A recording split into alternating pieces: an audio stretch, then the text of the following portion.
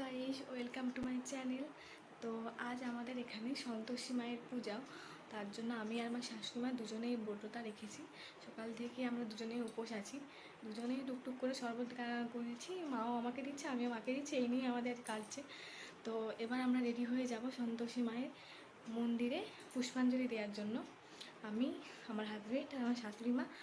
আর আমার মেকআপটা কেমন হয়েছে সেটা জানাবেন, আমি কখনো মেকআপ করি না, তো প্রথমবার ট্রাই করলাম, দেখে জানাবেন কেমন হয়েছে। আমি মেকআপ করি বলতে শুধু লিপস্টিক আর কাজল, এছাড়া আমি কিচ্ছু মুখে লাগাই না।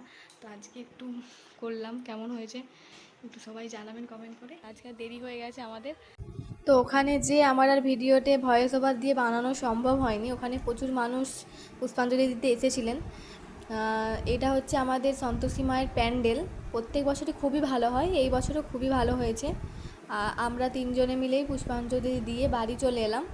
এবার বাড়িতে এসে ঠাকুরের প্রসাদ খাবো, সেটা হচ্ছে ছোলা আর নারকেল, ওটাই হচ্ছে সন্তোষী মায়ের প্রসাদ। তো ছোলাটা খেয়ে নিলাম, আর নারকেলটা আমি আগেই খেয়ে নিয়েছিলাম, তার জন্য ওটার ভিডিও করা হয়নি। তো ফ্রেশ ট্রেশ হয়ে আমরা এবার খাবার খেতে বসেছি, সেটা হচ্ছে ডালিয়া আর সাথে ছিল বেগুন ভাজা। তো আমাদের এই ছোট্ট মিনি ব্লগটা কেমন লাগলো সেটা কমেন্ট করে জানাবেন প্লিজ।